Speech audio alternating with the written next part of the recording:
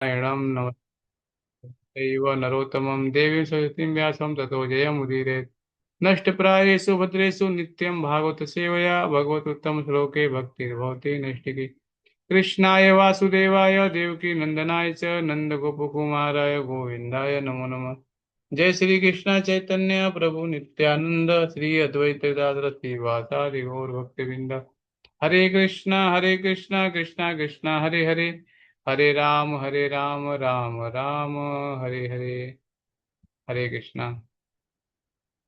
तो हम लोग आज भगवान के नाम की महिमा के ऊपर चर्चा करेंगे थोड़ा, कि कैसे हमें भगवान के नाम का जप करना चाहिए। तो बताया गया है कि किस प्रकार हम भगवान को स्मरण कर सकते हैं।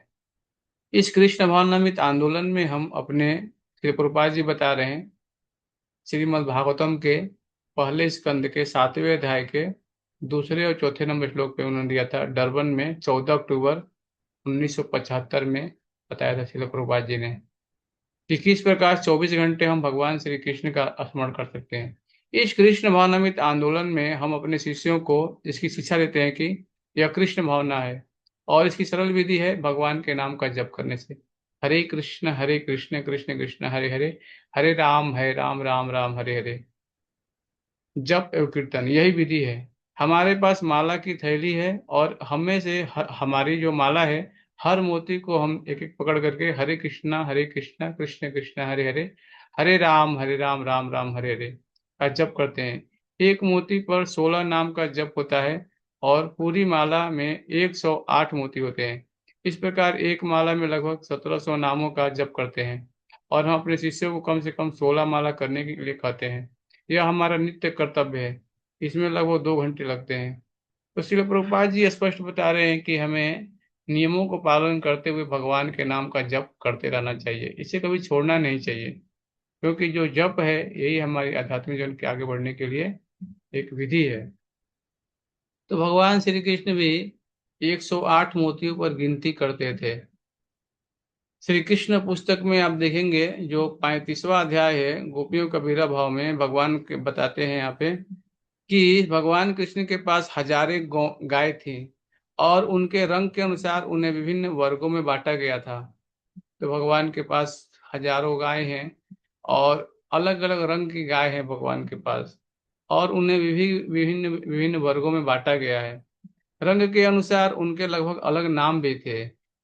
जब गायों को चराकर भगवान श्री कृष्ण घर लौटने लगते, वे अपनी गायों को एकत्र करते और गायों के विभिन्न समूहों को गिनने के लिए 108 मोतियों पे भगवान क्या करते थे, उसका प्रयोग करते थे। इसलिए वैष्णव 108 मोतियों की माला पर जप करते हैं। 108 संख्या भगवान श्री कृष्ण की प्रमुख 108 गोपियों का भी सूचक है।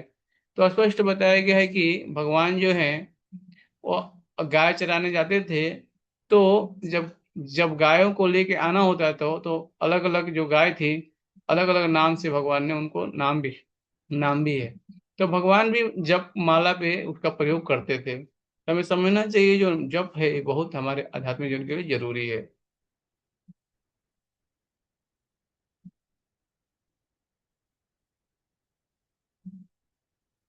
तो आज हम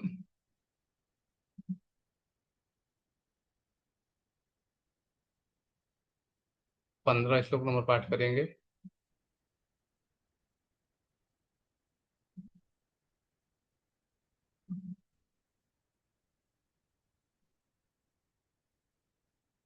मामुपेत्य पुनर्जन्मं दुःखालयमशाश्वतम् नाप्नुवन्ति महात्मान सर्वसिद्धिं परमां गति।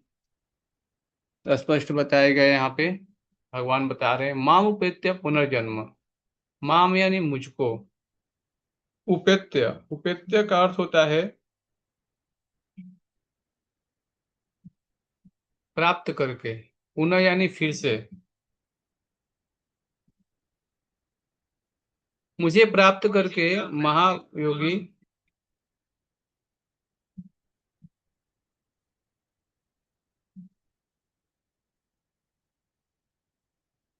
मुझे प्राप्त करके महायोगी जो भक्ति योगी है कभी भी दुखों से पूर्ण इस अंत जगत में नहीं लौटता है।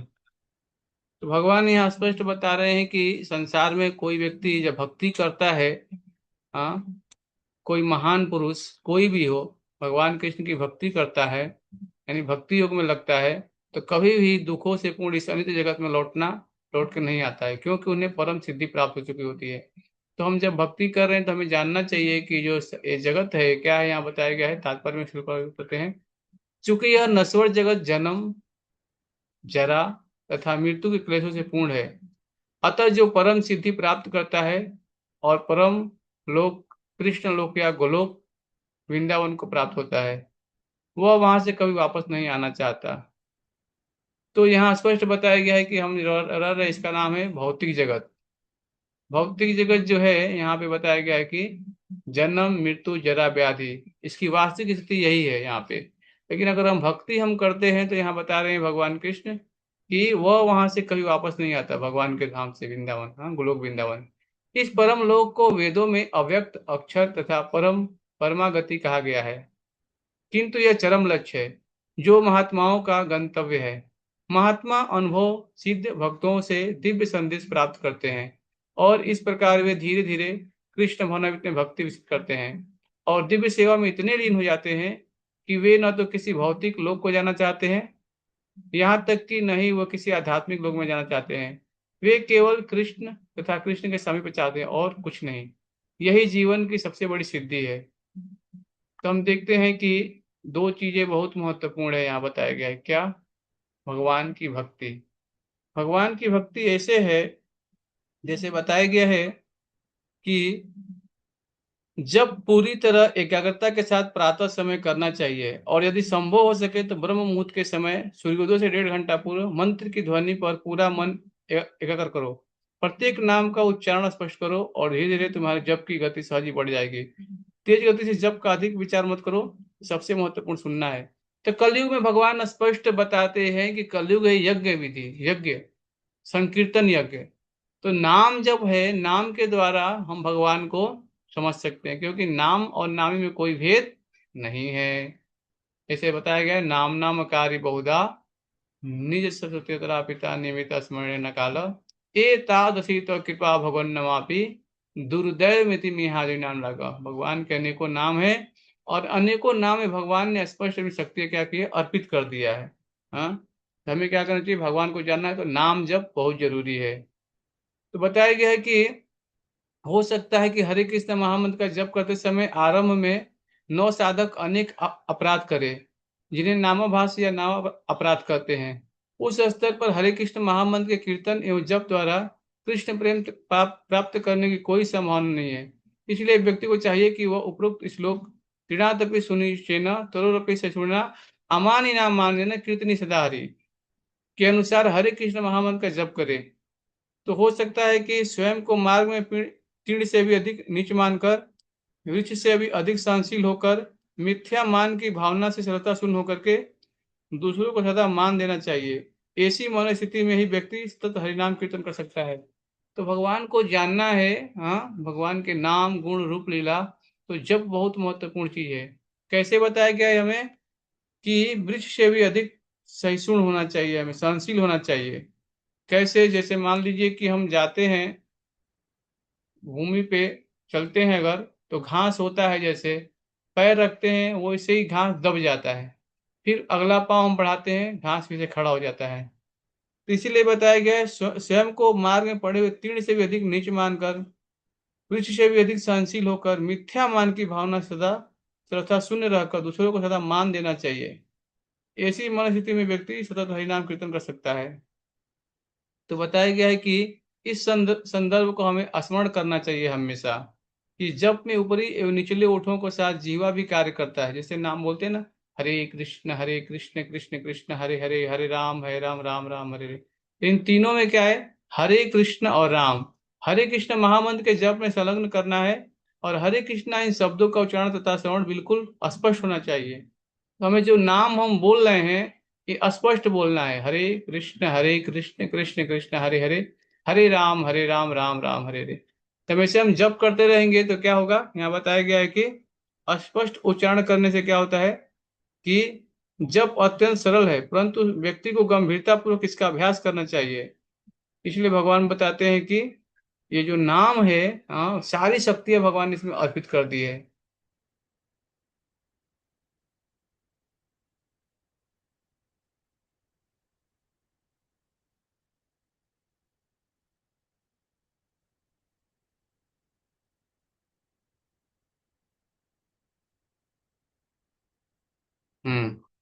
आगे बताया गया है।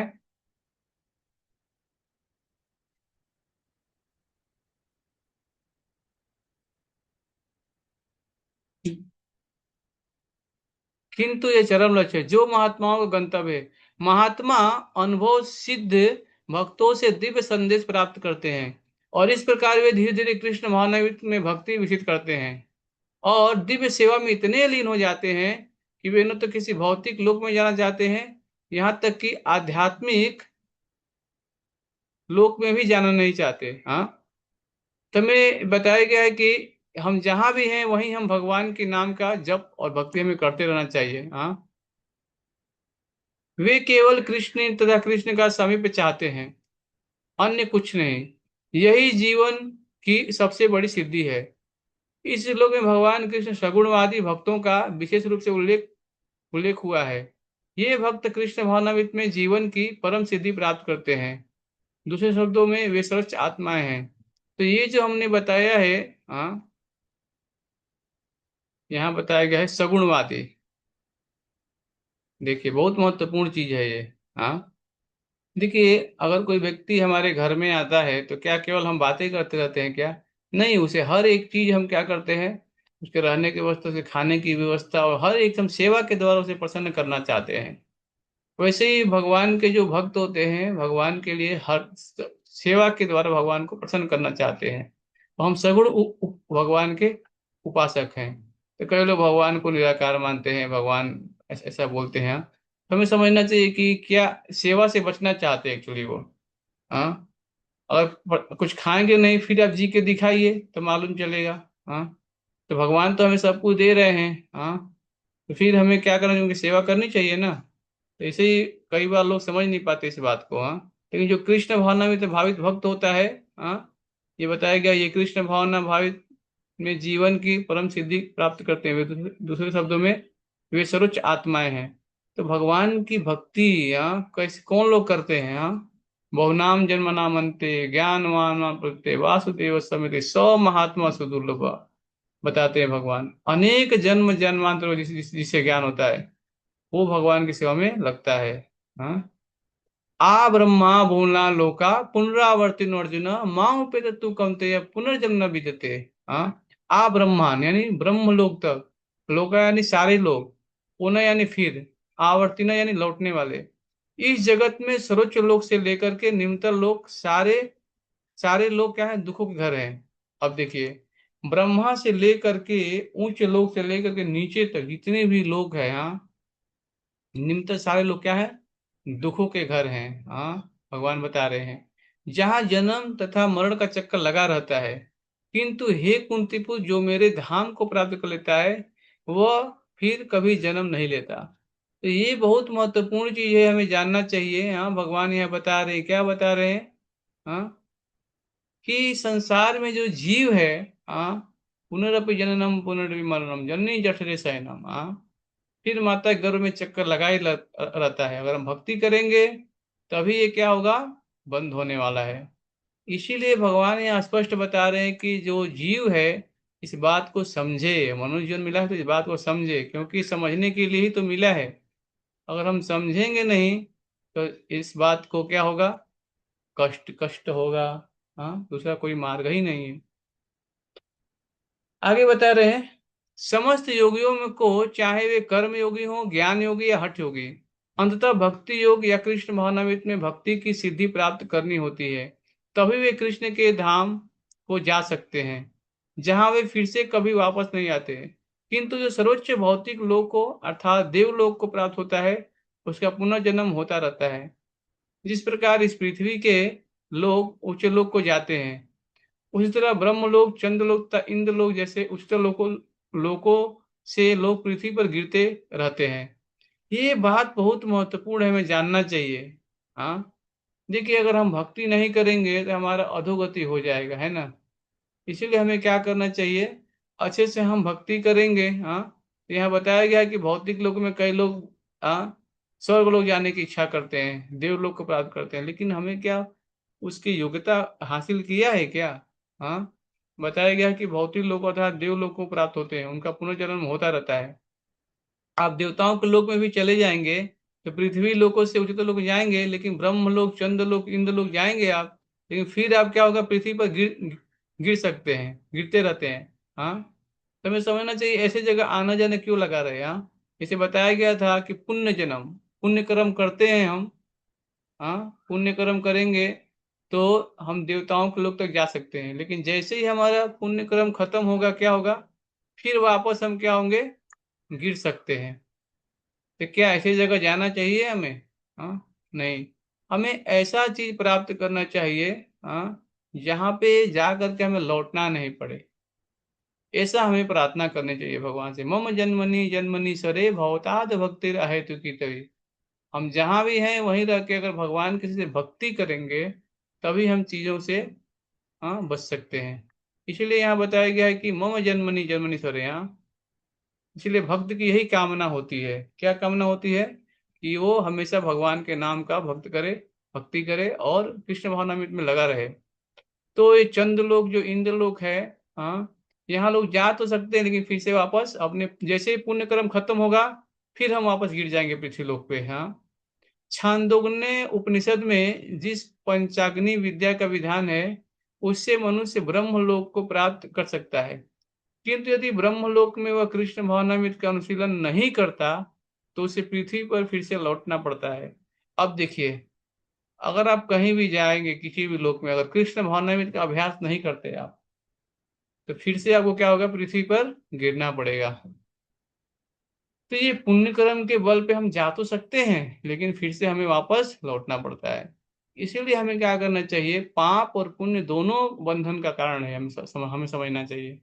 हमें क्या करना चाहिए, हाँ, कृष्ण भावनामृत का अनुशीलन करना चाहिए। हाँ, भगवान कृष्ण की भक्ति करनी चाहिए, नाम जप करना चाहिए भगवान का, भागवतम भक्तों का संग। तब हम जानेंगे धीरे धीरे, हाँ, कि कैसे भगवान का जो भक्ति है सबसे सर्वश्रेष्ठ है। जो उच्चतर लोकों में कृष्ण भावनामृत में प्रगति करते हैं वे क्रमशः और ऊपर जाते रहते हैं, और प्रलय के समय वे नित्य परम धाम को भेज दिए जाते हैं। अब एक बहुत चीज महत्वपूर्ण बता रहे हैं कि कृष्ण भावना में की जो प्रगति है, हाँ, हमें करते रहना चाहिए। जैसे हमने पुण्य जन्म पूरे, जैसे पूर्व जन्म में भक्ति किया होगा, कोई भक्ति बाकी है, इसलिए भगवान फिर से हमें क्या कर रहे हैं, एक एक दे रहे हैं, अवसर दे रहे हैं, भगवत गीता के माध्यम से, भागवतम के माध्यम से, भक्तों के द्वारा, हाँ, भगवान की जो अर्चा विग्रह है, मंदिर में सेवा, अलग अलग प्रकार से हमें भगवान, हाँ, जैसे हमने जहाँ से भक्ति छोड़ दिया था वहीं से हमें इस मनुष्य शरीर में फिर से वो भगवान हमें यादाश्त दे रहे हैं। तो ये स्मरण और विस्मरण दो चीज मैंने कल बताया था, तो वही चीज भगवान हमें क्या कर रहे हैं, फिर से स्मृति दिला रहे हैं। हाँ, श्रीधर स्वामी ने अपने भगवत गीता भाष्य में यह श्लोक उदित किया है, ब्राह्मणा सहते सर्वे संप्राप्ते प्रतिशच्यते परस्यांते कृतात्मनः प्रविशन्ति परम पदम्। जब इस भौतिक ब्रह्मांड का प्रलय होता है तो ब्रह्मा तथा कृष्ण भावना के निरंतर प्रयुक्त उनके भक्त अपनी इच्छानुसार आध्यात्मिक ब्रह्मांड को तथा विशिष्ट वैकुंठ लोकों को भेज दिए जाते हैं। अभी ये चीज हमें समझना चाहिए कि भगवान के जो भक्त हैं, हाँ, बहुत ही उन्नत अवस्था में होने के कारण ये बात हमें बता रहे हैं। कौन, तो श्रीधर स्वामी बता रहे हैं, जो श्रीमद् भागवतम पे जिन्होंने टीका लिखा है, तो भगवत गीता पे टीका अलग अलग, हाँ, गीता भाष्य में। तो भक्ति करने का कितना महात्म्य है, सोचिए, जब इस भौतिक ब्रह्मांड का प्रलय होगा, हाँ, उस समय भी हमारी रक्षा कर रहे हैं भगवान भक्ति करने से। क्या बताया गया यहाँ पे, कि कृष्ण भावना में निरंतर पवित्र रहने उनके भक्त अपनी इच्छा अनुसार आध्यात्मिक ब्रह्मांड को तभी विशिष्ट वैकुंठ लोक को भेजे जहाँ पे कुंठा नहीं है। इस संसार में प्रत्येक व्यक्ति, हाँ, कुंठा द्वारा पीड़ित है। क्या कुंठा है, आगे क्या होगा, अभी युद्ध हो रहा है, अभी ये हो रहा है। तो अलग अलग क्या है यहाँ पे, एंजाइटी, यहाँ भय लगा हुआ है, भयम द्वितीया विषय, यहाँ पे संसार में सब लोग भय रहे, भय है सबको, है ना। इसीलिए बताया गया भक्त जो होता है, हाँ, जैसे वैकुंठ है, वहां पे आध्यात्मिक जगत में यहाँ पे कुंठा नहीं है, सब लोग प्रसन्न है भगवान की सेवा में, भगवान के कार्यकलापों को सुनने में, भगवान के दिव्य लीला को साथ आनंद ले रहे हैं। तो वैकुंठ वही है जहाँ पे चिंता नहीं है, भय नहीं है। हाँ, यहाँ पे क्या है, हम हर समय हम क्या करते, परेशान रहते हैं, है ना। लेकिन आध्यात्मिक जगत में ऐसा नहीं है। हाँ, इसलिए भक्ति को कभी भी हमें क्या करना चाहिए, साधारण नहीं समझना चाहिए। भक्ति हमें वो चीज दे रही है जो अनंत जन्मों से हम जिसे ढूंढ रहे हैं, वो चीज हमें यहाँ पे मिल रहा है।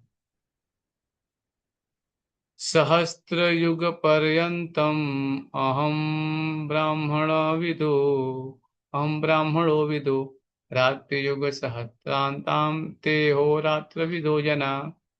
मानवीय गणना के अनुसार 1,000 युग मिलकर ब्रह्मा का एक दिन बनता है, और इतनी ही बड़ी ब्रह्मा की रात्रि भी होती है।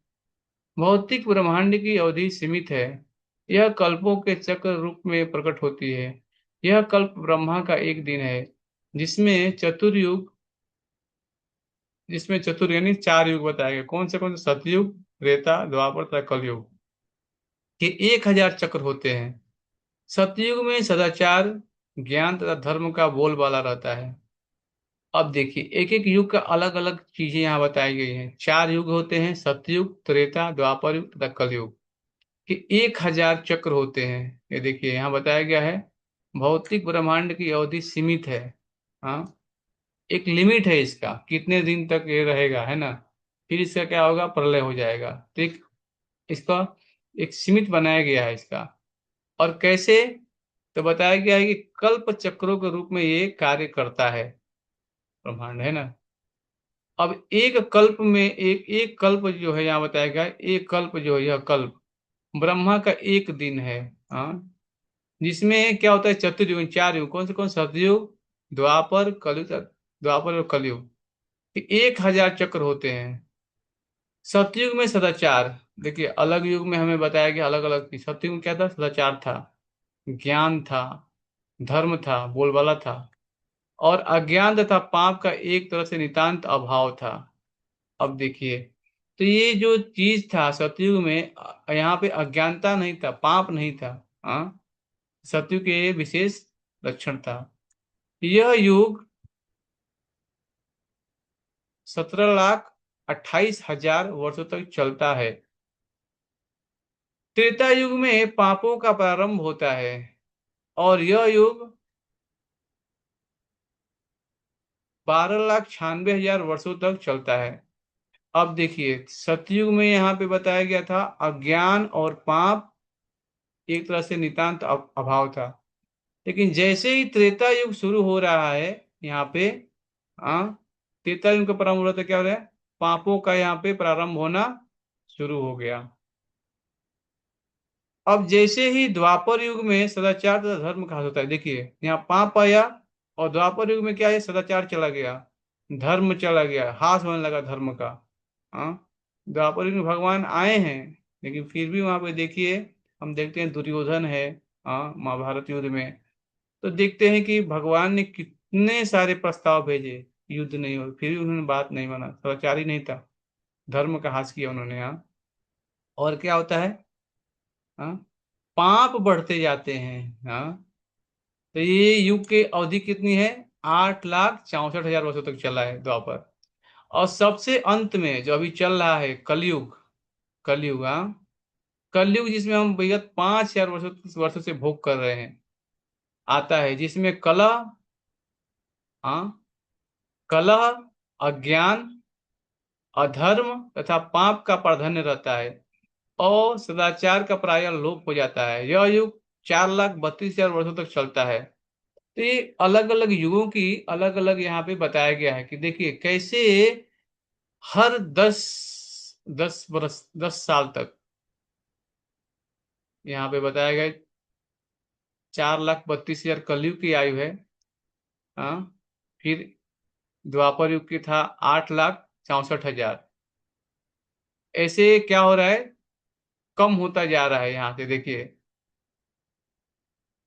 17,28,000 था सतयुग में। फिर त्रेता युग में हो गया 12,96,000। फिर द्वापर युग में 8,64,000।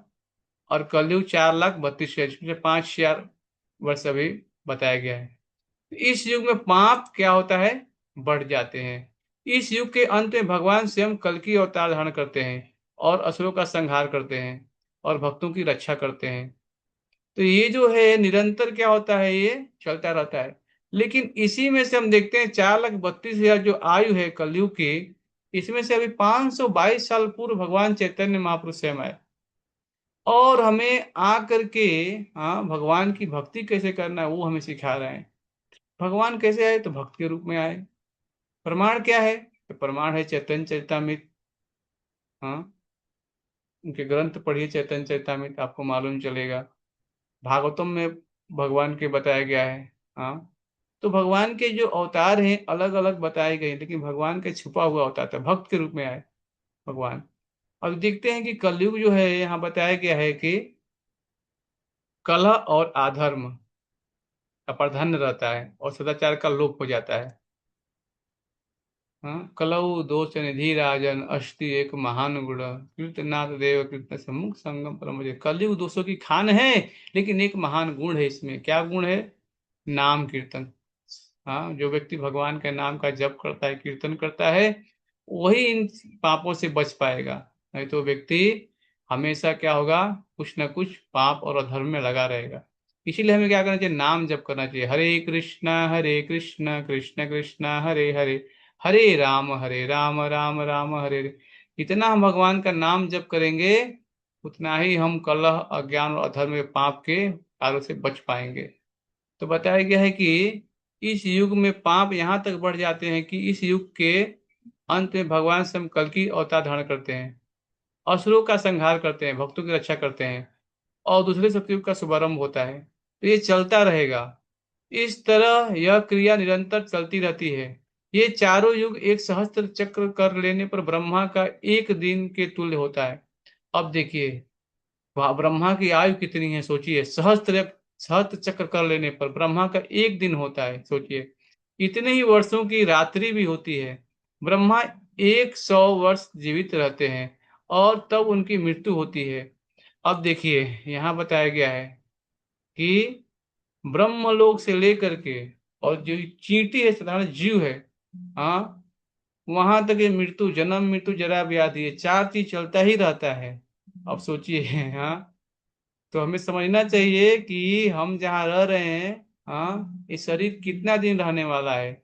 ब्रह्मा की आयु में से हम देखते हैं, यहाँ बताया गया है कि हम कितने वर्ष जी सकते, बहुत हमारी अल्प आयु है, कि फिर भी हम परेशान रहते हैं। हाँ, ब्रह्मा के ये 100 वर्ष की गणना के अनुसार पृथ्वी के वर्ष के तुल्य हैं। देख रहे हैं यहाँ पे, क्या है, सैकड़ा, हजार, 10 लाख, करोड़, 10 करोड़, अरब, खरब, हाँ, नील।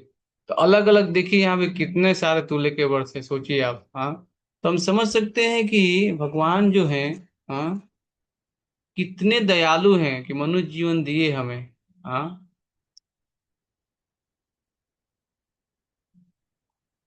इन गणनाओं के से ब्रह्मा की आयु अत्यंत विचित्र तथा न समाप्त होने वाली लगती है, किंतु नित्यता की दृष्टि से यह बिजली की चमक जैसी अल्प है। तो यह स्पष्ट बताया गया है कि बिजली की चमक जैसे, सोचिए आप कैसे। तो जैसे बताया गया है कि आकाश में हम देखते हैं कि एक बिजली, जब बारिश होता है तो क्या होता है, बारिश के समय हम देखते हैं कई बार बिजली चमकती है। जब बिजली चमकती है तो एक कितना सेकंड लगता है, मात्र क्षणिक। हाँ, ज्यादा नहीं, क्षणिक ही लगता है एकदम, है ना। तो वो क्षणिक जैसा ये हमारा जीवन यहाँ पे चर्चा किया गया है।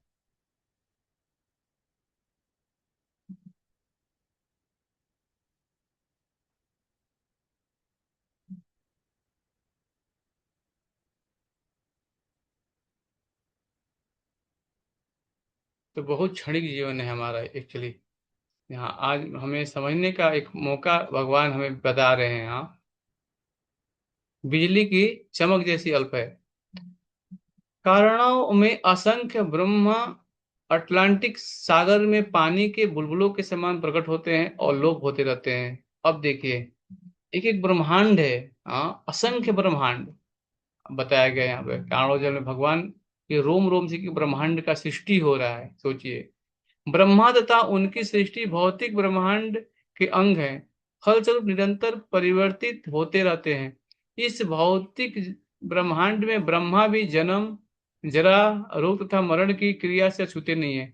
अब सोचिए, जो सृष्टि करता है, अब सोचिए आप, जो इस संसार को सृष्टि करने वाला है, हाँ, भौतिक ब्रह्मांड को सृष्टि कर रहा है, वो भी हम देखते हैं यहाँ पे बताया गया है कि अछूते नहीं, यानी उनको भी क्या हो रहा है, ये चार चीजों से सामना करना ही पड़ेगा। कैसे कैसे? जन्म, हाँ, बीच में यहाँ पे जरा, हाँ, और रोग और मरण। हाँ, तो जन्म, मृत्यु, जरा और व्याधि, जो चार समस्या है, हम समझ सकते हैं कि वो ब्रह्मा जी भी इससे ग्रसित हैं। हाँ, अछूते नहीं है। किंतु चूंकि ब्रह्मा इस ब्रह्मांड की व्यवस्था करते हैं, इसलिए वे भगवान की प्रति सेवा में लगे रहते हैं। फलस्वरूप उन्हें तुरंत मुक्ति प्राप्त हो जाती है। देखिए, सेवा करने से, किस लिए? तो भगवान की प्रति सेवा में लगे रहते हैं, इसलिए उन्हें मुक्ति प्राप्त हो जाती है। तो क्या हम भगवान की भक्ति कर रहे हैं, नाम गुण रूप लीला का निरंतर स्मरण कर सेवा कर रहे हैं, तो क्या भगवान हमारे पर दया नहीं करेंगे? हाँ, इसलिए भक्ति जो है ये क्या है, सर्वश्रेष्ठ बताया गया शास्त्रों में। यहाँ तक कि सिद्ध सन्यासियों को भी ब्रह्मलोक भेजा जाता है, जो इस ब्रह्मांड के सोच लोक है। किंतु कालक्रम से ब्रह्मा तथा ब्रह्मलोक के सारे वासी प्रकृति के नियमानुसार मरणशील होते हैं। तो हम समझ सकते हैं कि यहाँ पे स्पष्ट बताया गया है कि जैसे जैसे हम कर्म करते हैं, वैसा वैसा आने को हमें शरीर मिलता रहता है, अपने कर्म के अनुसार हमें शरीर मिलता रहता है। इसीलिए हमें घबराना नहीं चाहिए। भगवान की जो भक्ति है निरंतर हमें करते रहना चाहिए, छोड़ना नहीं चाहिए। क्योंकि अगर छोड़ेंगे फिर तो पता नहीं अगला जन्म कौन सा मिलेगा, कोई ठिकाना नहीं है हमें यहाँ। इसीलिए निरंतर हमें भगवान का नाम लेते रहना चाहिए।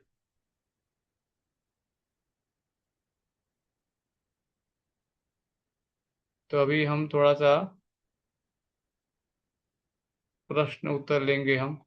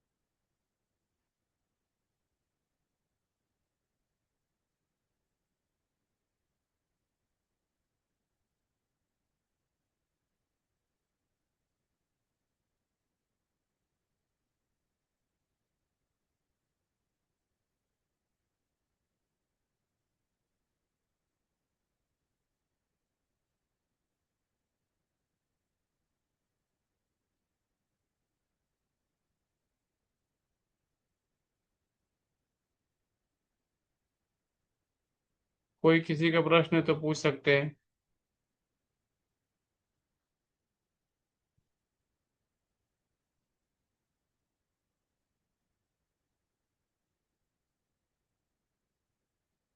हरे कृष्णा कृष्णा कृष्णा हरे हरे, हरे राम राम राम हरे हरे।